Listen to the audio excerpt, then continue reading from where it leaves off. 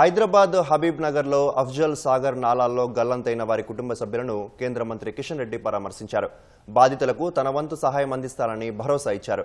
గల్లంతైన వారి ఆచూకీ త్వరగా తెలుసుకోవాలని అధికారులను ఆదేశించారు. బస్తీలో పర్యటించి స్థానిక ప్రజలతో మాట్లాడి వారి సమస్యలను తెలుసుకున్నారు. వర్షాకాలంలో ప్రతి ఏడాది వరద సమస్యలు వస్తున్నాయన్నారు. దీనికి శాశ్వత పరిష్కారం తీసుకురావడానికి చర్యలు చేపడతామని కేంద్ర మంత్రి కిషన్ రెడ్డి తెలిపారు. భారీ వర్షాల కారణంగా ప్రజలు అనేక రకాల ఇబ్బందులు ఎదుర్కొన్నారు. మాన్గార్ బస్తీలో 2 స్థానికులు ఈ యొక్క వర్షం నీటిలో కొట్టుకుపోయారు. ఇంతవరకు వారి ఆచూకీ తెలియలేదు. మేము కలెక్టర్ గారితో కమిషనర్ గారితో మాట్లాడుతూ ఉన్నాం, కానీ వాళ్ళు వెతుకుతున్నాము.